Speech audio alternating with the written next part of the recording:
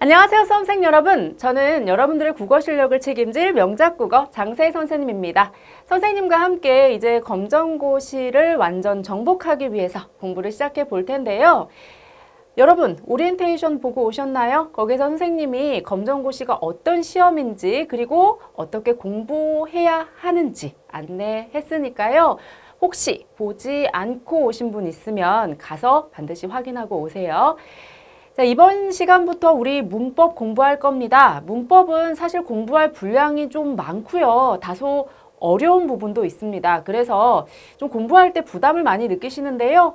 그런데 이 문법을 우리가 제대로 공부해야 국어 공부를 잘 할 수가 있거든요. 그러니까 이거 포기하지 마시고요. 선생님이 차근차근 설명해 드릴 테니까요. 하나씩 잘 따라와 주시면 되겠습니다.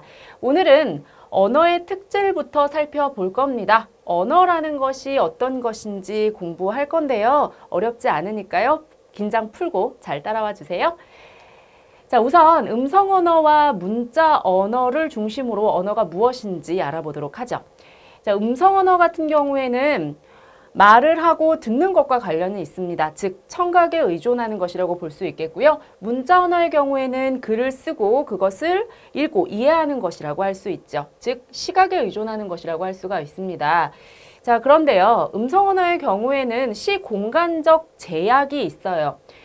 같은 공간과 시간이 요구된다? 즉, 같은 자리에 그리고 같은 시간에 있어야 소통이 가능하다는 얘기죠. 물론 뭐 전화를 한다거나 할 수도 있겠죠. 그런데 여기에서는 전통적인 방식에서의 의사소통과 관련지어서 특성을 이야기하는 겁니다.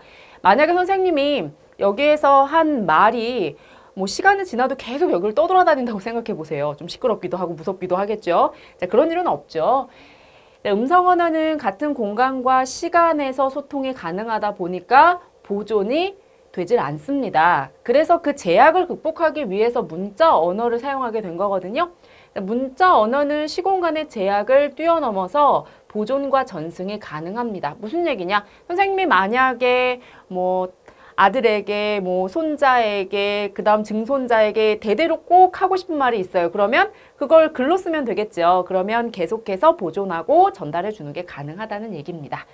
자, 그리고 음성 언어의 경우에는 비교적 쉽고 간단한 내용을 전달하는데 용이합니다. 우리가 그런 경험을 할 때가 있어요. 뭐 놀이 방법 같은 걸 동생에게 설명해 주는데 이걸 글로 쓰면 오히려 복잡하고 말로 하는 게 더 쉽고 편할 때가 있죠. 자, 그걸 생각하시면 되겠고요. 우리가 말로 소통할 때는 문장 성분을 생략해도 뜻이 전달이 잘 되는 편입니다. 그래서 우리가 글로 쓸 때와는 달리 문장 성분 같은 것을 생략하고 말할 때가 많죠. 자, 그런데 문자 언어의 경우에는 다소 어렵고 복잡한 내용을 좀 체계적으로 전달할 수가 있습니다. 그래서 우리가 책을 보면서 공부를 하는 거겠죠. 자, 그리고 음성 언어의 경우에는 내가 말하면 상대방이 듣고 상대방이 말하면 내가 듣고 하기 때문에 표현과 수용 관계가 좀 자유롭게 전환이 되는 편이고요. 그런데 문자 언어는 내가 글을 썼어요. 그러면 상대방은 읽기만 하겠죠. 일방적인 표현과 수용만 가능하다고 할 수 있겠습니다. 자, 그리고 음성 언어의 경우에는 반언어적 표현이나 비언어적 표현을 통해서 말하고자 하는 바를 더 잘 전달할 수 있습니다.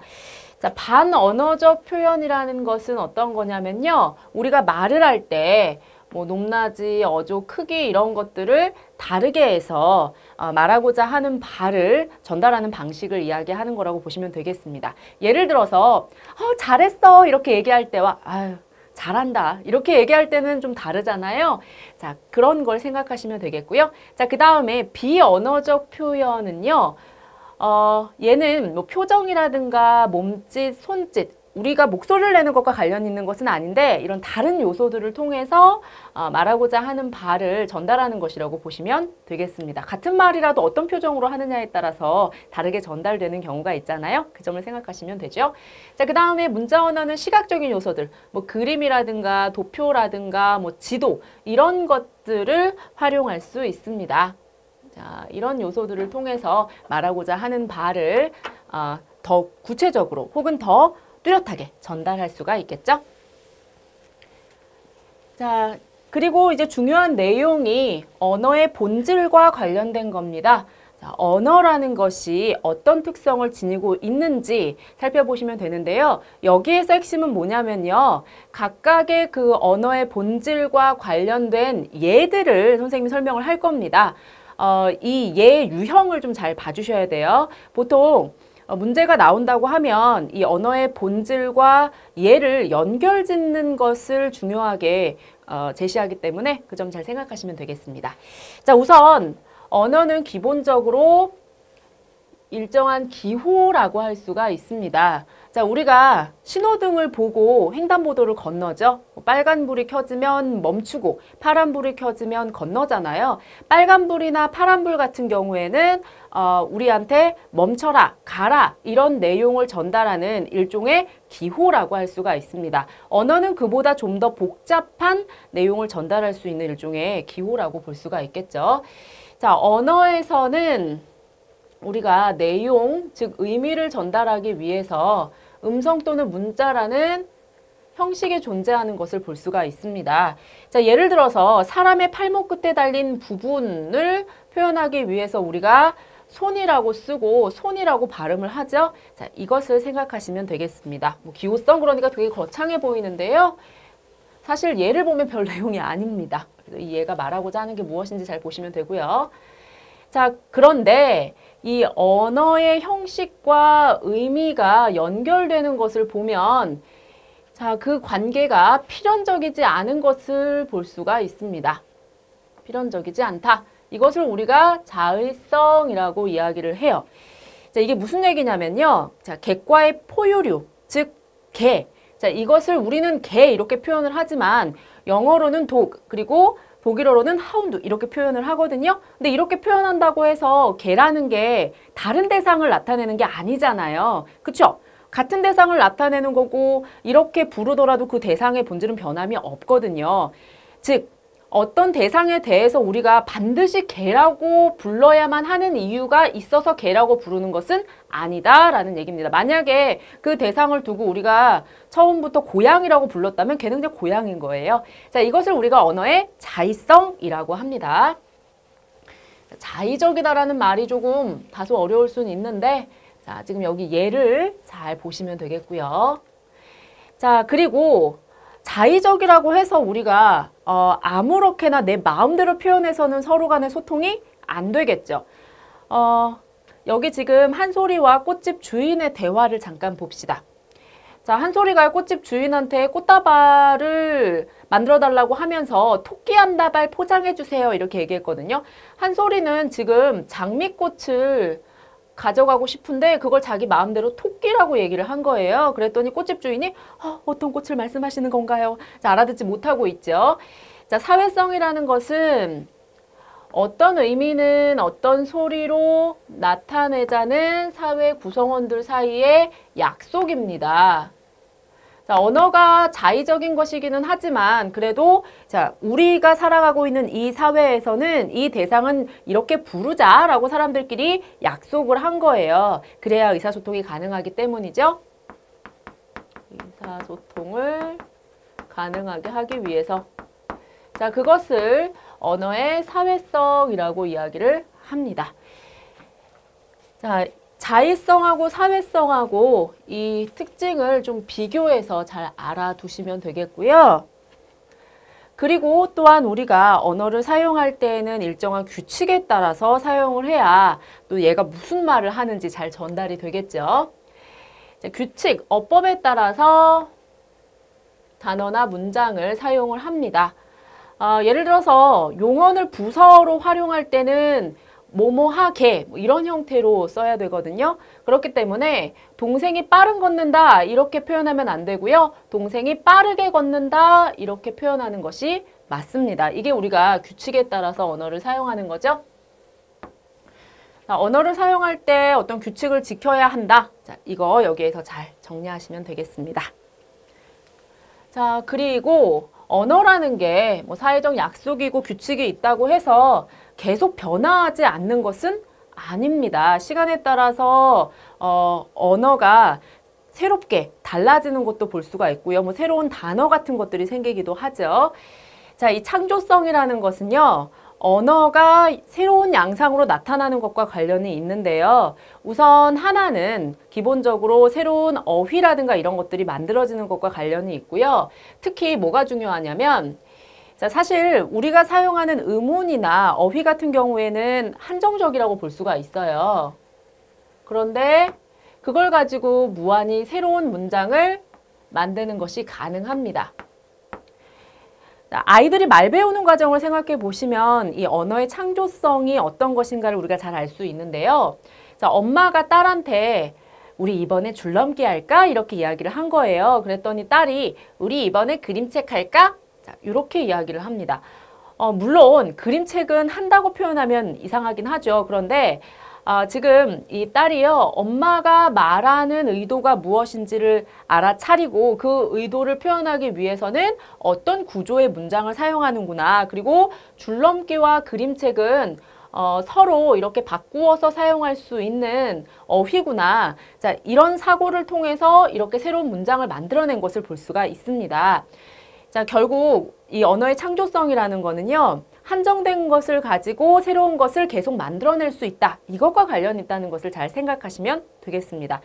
자, 그런데 지금 선생님이 이야기한 것 중에 앞에 왜 새로운 어휘를 만드는 거 이야기했었잖아요. 이거는 언어의 창조성에서 이야기하기도 하지만 언어의 역사성에서 다루는 경우가 더 많습니다. 그럼 의문이 생기죠. 문제에서 만약에 새로운 어휘를 만드는 것과 관련해서 우리한테 물어보고 있는데 창조성과 역사성이 같이 나오면 우리는 어떤 걸 골라야 되느냐 의문이 생기실 수 있는데요. 사실 문제를 만드는 사람도 그걸 감안을 합니다. 그렇기 때문에 새로운 어휘를 만드는 것과 관련해서 창조성과 역사성을 선택지에 다 넣어놓지는 않아요. 그리고 대개 창조성과 관련된 것은 앞에서 이야기했듯이 한정된 자원을 가지고 문장을 무한대로 만들 수 있다는 것을 주로 제시하니까 그 점 참고하시고요. 자, 언어의 역사성이라는 것은 시간의 흐름에 따라서 새로운 말을 만들어내는 것 외에도 다른 것들도 포함을 하고 있거든요. 자, 시간의 흐름에 따라서 생기기도 하고 없어지기도 하고 뜻이 달라지기도 하고 이런 것들을 다 포괄해서 우리가 언어의 역사성이라고 이야기를 하는데요. 자, 우선 의문이 달라지는 경우가 있습니다. 세월의 흐름에 따라서 단어의 모양이나 말소리가 변하는 경우인데요. 예전에는 곧 이렇게 썼던 것을 지금은 꽃 이렇게 쓰는 경우라고 볼 수가 있겠죠. 자, 그리고 새로운 상황이나 사물이 생겨나면 자, 그에 맞추어서 그에 해당하는 새로운 말이 생성이 됩니다. 뭐 자동차, 컴퓨터, 휴대전화 이런 것들은 예전에 없던 것이죠. 그래서 이 말도 없었는데요. 지금은 우리가 이런 것들을 많이 사용하고요. 그리고 이 말들도 우리한테 익숙한 것이 됐죠. 자, 이렇게 의미가 생성되는 경우가 있습니다. 자, 그리고 이 의미의 성장 이 부분 좀 잘 봐주셔야 되는데요. 자, 경우에 따라서 본래 쓰이던 말의 의미의 범위가 넓어지는 경우가 있고요. 그리고 또 말의 범위가 좁아지는 경우가 있고 혹은 말의 의미가 아예 다른 것으로 변화되는 경우도 있습니다. 자, 예를 들어서 박의 경우에는 박이라는 식물이 있는 거 아시죠? 자, 그 박을 두 쪽으로 쪼개서 물을 푸거나 물건을 담는 데 쓰는 그릇을 이르는 말이었습니다. 자, 흥부전에서 보면 흥부가 박을 타서 그 속을 파먹으려고 박을 탔던 거잖아요. 그런데 예상과 다르게 좋은 것들이 많이 나왔죠. 자, 어쨌든 자, 이 박을 타서 속을 파면 이 껍데기가 남잖아요. 자, 그걸 이제 그릇처럼 썼던 건데요. 자, 지금은 나무나 플라스틱 같은 것으로 만든 것도 포함이 되니까 의미의 범위가 넓어졌다고 볼 수가 있겠죠. 자, 그리고 인정이라는 말이 예전에는요, 벼슬아치들에게 몰래 주던 선물, 그러니까 뇌물 뭐 이런 의미였다고 합니다. 그런데 지금은 남을 동정하는 따뜻한 마음이라는 의미를 지니고 있으니까 의미가 많이 달라졌다고 볼 수가 있겠죠. 자, 그리고 미인의 경우에 예전에는 이제 남녀 상관없이 좀 재덕이 뛰어난 사람을 이르는 말이었는데 지금은 얼굴이나 몸매가 아름다운 여자를 이르는 말이 되어서 의미의 범위가 좀 줄어들었다고 할 수가 있습니다. 자, 이런 식으로 의미가 이렇게 달라지는 경우가 있죠. 그래서 이거 좀 구별해서 잘 봐주시면 되겠고요. 자, 그리고 상황이나 사물이 없어지면요. 말도 없어져요. 자, 지달이라는 게 혹시 뭔지 아세요? 이게 예전에는 이제 말을 많이 키웠잖아요. 말이 또 운송수단으로 유용하게 활용이 됐고요. 자, 그런데 이 말이 함부로 뛰지 못하게 발을 얽매는 기구가 있었는데 그걸 지달이라고 불렀습니다. 그런데 지금은 이런 게 없으니까 우리가 이런 말을 사용하지 않는 거죠. 자, 의미가 소멸된 예라고 볼 수 있겠습니다. 자, 그런데 이 의미 소멸과 관련해서 그 유의 경쟁이라는 게 있어요. 이게 뭐냐면 서로 비슷한 의미의 말이 동시에 쓰이는 경우에 그 말 간의 의미 차이가 크지 않거나 한 경우 한쪽이 살아남고 다른 쪽은 소멸하는 것을 이야기하는데요. 자, 이 경우에는 한자어가 살아남는 경우가 많고요. 그리고 음절의 길이가 긴 쪽보다는 짧은 쪽이 유리하다고 할 수가 있겠습니다. 예를 들어서 여기 보시면 온과 백, 온은 고유어고 백은 한자어거든요. 그런데 백이 살아남았죠. 지문과 천 중에는 천이 살아남았습니다. 그리고 미루와 용 중에는 용이 살아남은 것을 볼 수가 있어요. 아무래도 음절 길이가 짧고 그리고 한자어인 경우가 유리하다는 거 여기에서 확인해 볼 수가 있겠죠. 유의 경쟁은 의미 소멸과 관련해서 참고로 봐주시면 되겠습니다. 자, 그 다음 언어의 기능에 대해서 좀 살펴보도록 하죠. 언어의 기능에 관한 부분 앞에서 얘기했던 것보다 더 쉽습니다. 자, 언어는요, 우리가 특정한 대상이나 개념을 가리킬 때 사용할 수 있습니다. 그걸 우리가 언어의 지시적 기능이라고 하는데요. 자, 저것은 칠판입니다. 자, 이 대상을 가리키는 거죠. 자, 이럴 때 우리가 지시적 기능 이렇게 이야기를 하고요. 자, 그 다음에 다양한 지식과 정보를 전달하는 것을 정보적 기능이라고 합니다. 귤 한 봉지에 3,000원입니다. 자, 이런 게 이제 정보적 기능이라고 볼 수 있는데 앞에 지시적 기능이랑 별 차이가 없어 보이죠. 그래서 사실 지시적 기능과 정보적 기능은 따로 구별하지 않고 그냥 한데 묶어서 정보적 기능이라고 이야기하기도 해요. 그런데 우리가 굳이 구별을 하자면 지시적 기능 같은 경우에는 이제 지시어가 나오는 경우를 생각하시면 됩니다. 어떤 대상을 가리키는 말이 포함되어 있는 경우를 따로 떼어서 생각하시면 돼요. 자, 그리고 우리가 상대방과의 관계를 형성하고 원만하게 유지하기 위해서 언어를 사용하기도 하죠. 뭐 대화단을 준비할 때 이런 언어를 많이 사용을 하는데요. 선생님, 날씨가 참 좋네요. 자, 이런 말을 하는 의도가 선생님은 날씨 좋은지 몰라서 그걸 알려주려고 정보적 기능으로 하는 말인가요? 아니죠. 자, 이런 경우에는 그냥 뭐 대화의 물꼬를 트기 위해서 혹은 뭐 인사말로 이런 얘기를 하는 거니까요. 친교적 기능이라고 볼 수 있겠습니다. 자, 그리고 말하는 일, 감정이나 태도 같은 것을 표현하기도 합니다. 맛있겠다. 뭐 이거 같은 경우에는 자, 내가 맛있는 걸 보고 이게 맛있을 것 같다고 나의 뭐 의견을 얘기한다거나 이게 아니잖아요. 나의 어떤 정서를 표현하는 것이라고 볼 수가 있겠습니다. 자, 그리고 상대방에게 어떤 행동 변화를 요구하는 경우 우리가 그것을 언어의 명령적 기능이라고 이야기를 하는데요. 자, 이 경우에는 창문 좀 열어주세요. 이렇게 얘기할 수도 있지만 좀 더워요. 이렇게 간접적으로 표현하는 것도 가능합니다. 그래서 직접적 표현과 간접적 표현 좀 구별해서 또 알아두시면 되겠습니다. 아무래도 우리가 간접적인 표현 같은 경우에는 좀 완곡하게, 즉 부드럽게 나타내는 것이 가능하겠죠. 그래서 이 점 참고해서 봐주시면 되겠습니다. 자, 여기까지 해서 오늘 우리가 살펴보아야 될 내용들 다 봤고요. 자, 이와 관련된 문제 풀고 마무리하도록 하겠습니다. 다음 예에서 나타나는 언어의 본질로 적절한 것을 물었는데요. 예를 한번 봅시다. 지갑은 예전에는 종이로 만든 것을 의미했으나 지금은 가죽 등으로 만든 것도 포함한다. 예전에 비해서 지금 의미가 어떻게 됐다는 거예요? 범위가 넓어졌다는 거죠. 자, 이렇게 의미가 달라지는 것은 언어의 역사성과 관련이 있습니다. 따라서 답 4번을 선택하시면 되겠죠. 자, 그 다음에서 설명하는 언어의 특성을 보여주는 예를 고르라고 했어요. 앞에 문제와 반대죠. 언어는 사회적 약속으로 그것을 지키지 않으면 의사소통이 이루어지지 않는다라고 했거든요. 자, 약속, 언어의 사회성과 관련된 내용이죠.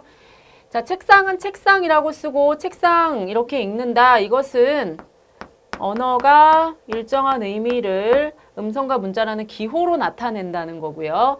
얼굴을 자기 마음대로 손이라고 하면 의사소통이 되지 않는다. 여기에서 우리가 힌트를 얻을 수가 있죠. 답 2번을 선택하시면 되겠네요. 자, 나머지 것도 한번 살펴보죠. 세상에 도전하라 라고 해야지 세상에게 도전하라 라고 하면 안 된다. 에게 같은 경우에는 이제 사람한테 쓰는 거죠. 자, 이것은 언어를 사용할 때 규칙을 지켜야 한다는 것과 관련이 있고, 부추를 경상, 전라, 충청 일부 지역에서는 정구지, 경상, 전남 일부 지역에서는 소리라고 한다. 자, 지역에 따라서 이렇게 말을 다르게 쓰더라도 부추라는 대상은 동일하죠. 언어에 자의성이 있기 때문에 그렇습니다. 자, 따라서 앞에서 본 대로 2번을 답으로 선택하시면 되겠네요. 자, 그 다음에 다음 예에 해당하는 언어의 특성에 대한 설명으로 알맞은 것을 물었습니다. 자, 꿀벌을 춤으로 꿀이 있는 곳의 위치와 거리를 알려줍니다. 꿀벌은. 그런데 꿀벌은 사람과 달리 본능적인 춤을 출 뿐 때에 따라서 다양한 정보를 전달하거나 하지는 못하는 것을 볼 수가 있습니다. 자, 지금 여기 보시면 사람과 달리 때에 따른 다양한 정보를 전달할 수는 없다. 즉, 꿀벌의 경우에는 창조적인 언어 표현을 할 수가 없다는 얘기죠. 자, 어법에 따라 단어나 문장을 사용하는 것은 언어의 규칙성과 관련이 있고요. 언어의 형식과 의미 간의 관계는 자의적이다. 자의성과 관련이 있죠. 언어는 형식과 내용이 결합된 기호체계이다. 기호성에 관한 거고요. 한정된 의문이나 어휘로 무한히 새로운 문장을 만들 수 있다. 이것이 창조성과 관련된 것이라고 볼 수가 있겠습니다. 자, 그 다음 예와 같은 의미 변화가 일어난 것으로 알맞은 것을 물었습니다. 언어의 역사성에서 이제 의미 변화가 어떤 식으로 일어나는지 구체적으로 살펴보는 문제인데요. 자, 인정은 예전에 벼슬아치들에게 몰래 주던 선물을 의미했으나 지금은 남을 동정하는 따뜻한 마음을 이른다. 자, 지금 이것 같은 경우에는 의미의 성장에서 의미 이동이 일어난 것을 보여준다고 할 수가 있겠죠. 지문이라는 말은 현재 쓰이지 않는다. 이것은 이제 소멸. 언어가 소멸한 경우고요. 예전에는 스무를 스물 이렇게 표기했다. 얘는 의문이 달라진 경우를 이야기한다고 볼 수 있습니다. 인터넷은 기술의 발전에 따라 새롭게 생겨난 말이다. 이것은 생성되는 것과 관련이 있고요. 두꺼비집이 전기개폐기를 의미하는 말로 쓰인다. 이거 의미가 달라졌죠? 따라서 답 4번을 선택하시면 되겠습니다. 두꺼비집이라는 말이 계속 쓰이기는 하는데 그 의미가 달라진 경우를 들고 있다고 볼 수 있겠습니다. 자, 그 다음에서 설명하는 언어의 기능이 나타난 예를 물었는데요. 상대방에게 어떤 행동의 변화를 요구한다. 자, 이거 뭐예요? 명령적 기능에 대한 거죠. 명령적 기능. 물 한 잔만 주겠니? 자, 지금 이거 의문문의 형태로 명령적 기능을 하고 있는 거죠. 물 한 잔 달라는 거니까요. 딸기가 참 맛있구나. 자, 이것 같은 경우에는 정서적 기능. 올해도 건강하게 지내세요. 자, 인사하는 거니까 친교적 기능. 이분은 우리 어머니이십니다. 자, 이것은 자, 어떤 대상을 가리키는 지시적 기능과 관련이 있죠. 답 1번 선택하시면 되겠습니다. 자, 여기까지 해서 문제도 다 풀어봤습니다. 자, 다음 시간에는 이제 의문에 관한 내용 공부할 거예요. 자, 의문으로 들어가게 되면 오늘 배운 내용보다는 조금 어려울 겁니다. 그래서 한번 내용 좀 훑어보고 오시고요. 자, 다음 시간에도 만나서 계속 재미있게 공부 이어가도록 해요.